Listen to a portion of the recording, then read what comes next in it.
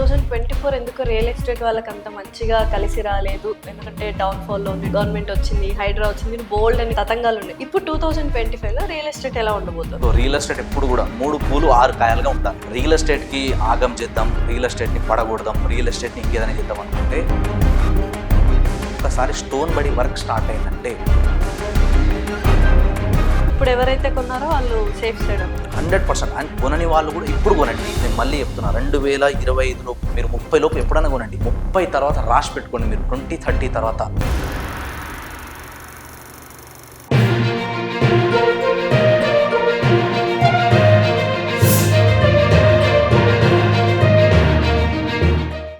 So ఇప్పుడు 2025 వచ్చింది కాబట్టి 2024 ఎందుకో రియల్ ఎస్టేట్ వాళ్ళకి అంత మంచిగా కలిసి రాలేదు. ఎందుకంటే డౌన్‌ఫాల్‌లో ఉంది, కొత్త గవర్నమెంట్ వచ్చింది, హైడ్రా వచ్చింది, బోల్డ్ అని తతంగాలు ఉన్నాయి. ఇప్పుడు 2025లో రియల్ ఎస్టేట్ ఎలా ఉండబోతుంది? సో రియల్ ఎస్టేట్ ఎప్పుడు కూడా 3 పూలు 6 కాయలుగా ఉండాలి. రియల్ ఎస్టేట్ కి ఆగం చేద్దాం, రియల్ ఎస్టేట్ ని పడగొడదాం, రియల్ ఎస్టేట్ ని ఇంకేదైనా చేద్దాం అనుకుంటే అది అల్టిమేట్ గా జనాల కంటే కూడా గవర్నమెంట్కి ఎక్కువ లాస్. అంటే ఏ గవర్నమెంట్ కూడా రియల్ ఎస్టేట్ ని పడగొట్టాలని అనుకోదు. సో ఎప్పుడైనా సరే కానీ మార్కెట్ ఏంటంటే, ఇప్పుడు మీరు అన్నట్టుగా ఎలక్షన్ వచ్చినాయి, రిజల్ట్ మారిపోయింది, హైడ్రా వచ్చింది, హైడ్రా వల్ల జనాల్లో ఒక భయం పుట్టింది. సో ఇలా ఇవన్నీ జరిగినప్పుడు ఏంటంటే, కొత్త గవర్నమెంట్ ఫామ్ అయిన తర్వాత వీళ్ళ డెసిషన్స్ ఏముంటాయి, నెక్స్ట్ ప్లానింగ్స్ ఏముంటాయని తెలవడం ఒకటి, తర్వాత హైడ్రా లాంటిది ఒకటి రావడం, దీనివల్ల మార్కెట్లో కొంచెం భయం రావడం వల్ల కొంచెం మార్కెట్ స్లో అయింది. సో దానివల్ల 2024 ఏంటంటే కొంచెం స్లో ఉంది. కానీ ఇప్పుడు 25 ఏంటంటే, ఇప్పుడు నెక్స్ట్ ఇమీడియట్గా ఈ రోజు కూడా పేపర్లో వచ్చింది ఆల్రెడీ. సో ఈ 1 ఇయర్ గ్యాప్లో మనం తీసుకుంటే 11,000 కోట్ల రెవెన్యూ జనరేట్ అయిందంట గవర్నమెంట్కి. సో నెక్స్ట్ ఇంకా కమింగ్ ఇంకా 2-3 మంత్స్ ఉంది కదా, మార్చ్ ఎండింగ్ వరకు. సో అప్పటి వరకు ఇంకొక 4 నుంచి 5,000 కోట్లు వస్తుందని చెప్పి ఎక్స్పెక్టేషన్ ఉంది. సో దీనివల్ల ఏమవుతుందంటే, ఇట్లా రెవెన్యూ పెరుగుతుంది. డిసెంబర్ మంత్ నుంచి, నేను గతంలో కూడా చెప్పిన, లక్కీయెస్ట్ మంత్ అంటే డిసెంబర్ నుంచి స్టార్ట్ అవుతుంది. నవంబర్ డిసెంబర్ నుంచి రియల్ ఎస్టేట్ మళ్ళీ ఊపందుకుంటుంది.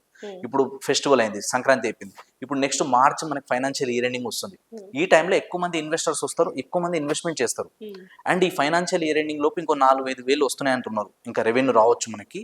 ప్లస్ దీంతో పాటు ఇంకో గుడ్ న్యూస్ ఏముంది అంటే, మనకి గతంలో రీజనల్ లింక్ రోడ్ అన్నారు, వస్తుందంట అని మేము చెప్తుంటే, రాకపోతే ఎట్లా అని కస్టమర్లు అంటుండే. ఇప్పుడు ఏంటంటే ఆ మార్కింగ్ అయిపోయింది, ఫండ్స్ రిలీజ్ అయినాయి, టెండర్లు పిలిచిరు ఇప్పుడు ఆల్రెడీ. సో ఫిబ్రవరి 20 వరకు కొంచెం టైం ఉంది, హార్డ్లీ మార్చేసుకుందాం. ఏప్రిల్లో కానీ మేలో కానీ ఒక్కసారి స్టోన్ బడి వర్క్ స్టార్ట్ అయిందంటే ఆటోమేటిక్ గా రేట్లు జంప్ అయితేనే ఉంటాయి. సో ఇప్పుడు ఎవరైతే కొన్నారో వాళ్ళు సేఫ్ సైడ్ అన్నమాట 100%. అండ్ కొనని వాళ్ళు కూడా ఇప్పుడు కొనండి. నేను మళ్ళీ చెప్తున్నా, 2025 లోపు మీరు 30 లోపు ఎప్పుడైనా కొనండి. 30 తర్వాత రాసి పెట్టుకోండి, మీరు 2030 తర్వాత మీరు చూసేది రియల్ ఎస్టేట్ వేరే ఉంటుంది. ఇప్పుడు మీరు హైదరాబాద్ సరౌండింగ్ 100 కిలోమీటర్ రేడియస్ లో చూస్తున్నది it's just a beginning, it's just a trailer. ఆ తర్వాత మళ్ళీ ఊపందుకుంటుంది. ఇంకోటి ఏంటంటే, ఈ రోజు పేపర్లో చదివినాయి మళ్ళీ, నెక్స్ట్ ఇంకా మనకి ఆదిలాబాద్ కానీ, తర్వాత ఇంకా కొన్ని 2-3 డిస్ట్రిక్ట్స్ పేరు చెప్పారు, వరంగల్ ఒకటి, అక్కడ కూడా నెక్స్ట్ ఎయిర్పోర్ట్స్ కూడా ప్లాన్ చేస్తున్నారంట. అంటే ఎయిర్పోర్ట్స్ రావడము, రోడ్వే కనెక్టివిటీస్ పెరగడము, సో జనసాంద్రత పెరగడము. నేను గతంలో కూడా చెప్పిన, కొన్ని సర్వేలు కొన్ని ఆర్టికల్ చదివి చెప్తున్నాను, ఇది ర్యాండమ్గా చెప్పట్లేదు. ఏవైతే పల్లెటూర్లలో కావచ్చు, మనకి అర్బన్ ఏరియాలో రూరల్ ఏరియాలో ఉండేవాళ్ళు అర్బన్ ఏరియాస్కి, సిటీస్కి, టౌన్కు వచ్చి ఉండడానికి ఇష్టపడుతున్నారు. సో మైగ్రేషన్ పర్సంటేజ్ అనేది కమింగ్ 10 yearsలో 40% పెరగబోతుంది. అంటే ఇంత జనసాంద్రత హైదరాబాద్కు వచ్చినప్పుడు హైదరాబాద్ మీద బర్డెన్ పడుతుంది కాబట్టి నలువైపులా వ్యాప్తించాలి. ఎప్పుడైతే మనకి ఎక్స్పాన్షన్ అవుతుందో అప్పుడే గ్రోత్కి ఎక్కువ స్కోప్ ఉంటుంది. సో దాన్ని బేస్ చేసుకుని మనకి రీజనల్ లింక్ కూడా వస్తుంది ఇప్పుడు.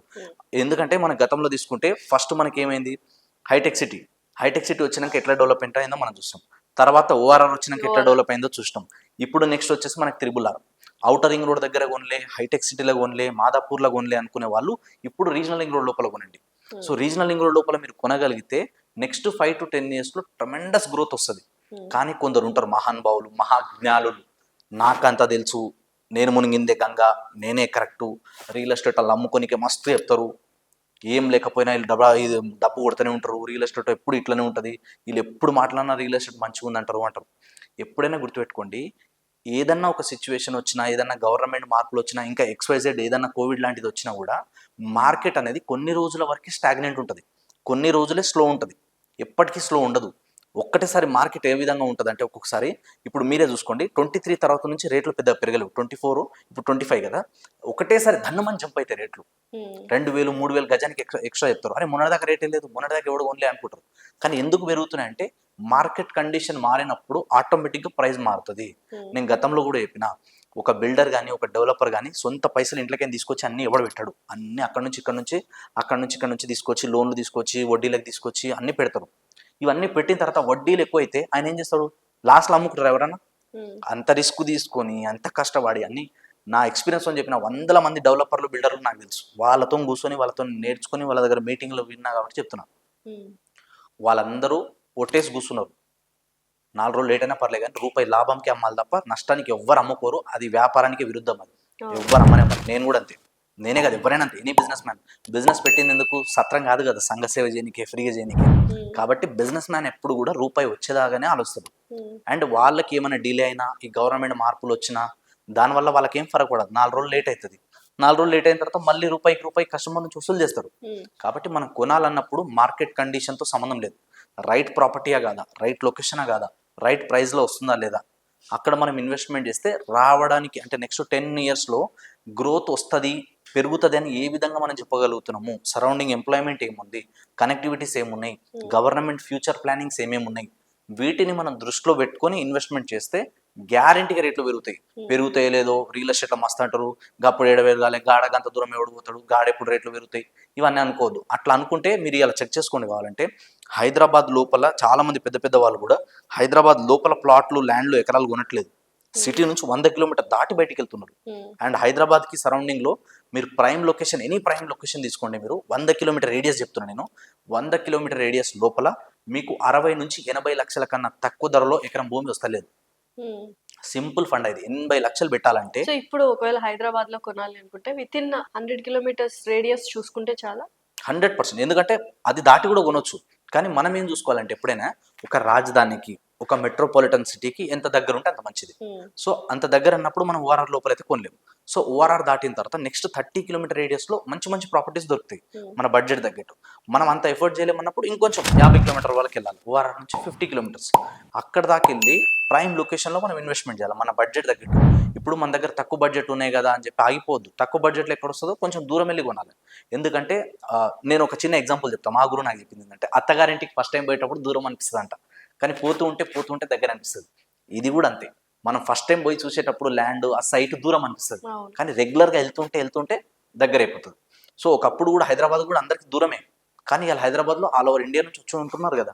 ఇక్కడ నుంచి మీ విలేజ్కి, ఇప్పుడు నేను ఉండే విలేజ్కి కంపేర్ చేస్తే 100 కిలోమీటర్లు. కానీ 100 కిలోమీటర్లు అయినా కూడా అక్కడ నుంచి ఇక్కడ ఎందుకు వచ్చినాం మనం అంటే, ఇక్కడ ఉన్న ఆపర్చునిటీస్ అలాంటివి, ఇక్కడ ఉన్న సోర్సెస్ అలాంటివి. అది బేస్ చేసుకొని పెట్టాలి ఎప్పుడైనా సరే. అంతేగాని దూరం ఉంది, గంత దూరం ఎడ పెరుగుతుంది. దూరానికి డెవలప్మెంట్కి సంబంధం ఉండదు. డెవలప్మెంట్ అవ్వడానికి అక్కడ ల్యాండ్కి, ఆ సరౌండింగ్ ఎమ్యూనిటీస్ని బేస్ చేసుకొని పెరుగుతుంది. సో అవి గుర్తించి మనం ఇన్వెస్ట్మెంట్ చేయగలిగితే మాత్రం రియల్ ఎస్టేట్ అద్భుతంగా ఉంటుంది. ఎవ్వరు మాటలు వినొద్దు. నా పర్సనల్ సజెషన్ ఇది. మీరు నిజంగా ప్రాపర్టీ కొనాలనుకుంటే రియల్ ఎస్టేట్లో కనీసం ఒక 10 నుంచి 20 ప్రాపర్టీలు కొని, లేదా రియల్ ఎస్టేట్లో కనీసం ఏజెంట్లలో కూడా అందరూ నమ్మొద్దు. నా పర్సనల్ ఎక్స్పీరియన్స్ ఇది. కొందరు ఏం చెప్తారు, గాడేడ పెరుగుతుంది అంత, కొందరు నాలెడ్జ్ లేక మాట్లాడతారు. రియల్ ఎస్టేట్లో కనీసం 100 ప్రాపర్టీ ప్లస్ సేల్ చేసిన వాళ్ళ త్రూ ఎక్స్పీరియన్స్ తీసుకోండి. మీరు వాళ్ళ సలహాలు తీసుకోండి. వాళ్ళు మాత్రమే మీకు రైట్ గైడ్ చేయగలుగుతారు. రియల్ ఎస్టేట్లో 20 ఏళ్ళు 30 ఏళ్ళు రియల్ ఎస్టేట్లో ఉండి కొన్ని వేల ట్రాన్సాక్షన్ చేసిన వాళ్ళ ఎక్స్పీరియన్స్తోని వాళ్ళ సలహాలు తీసుకొని మీరు పెట్టుబడి పెట్టండి, గ్యారంటీ రిటర్న్ వస్తుంది.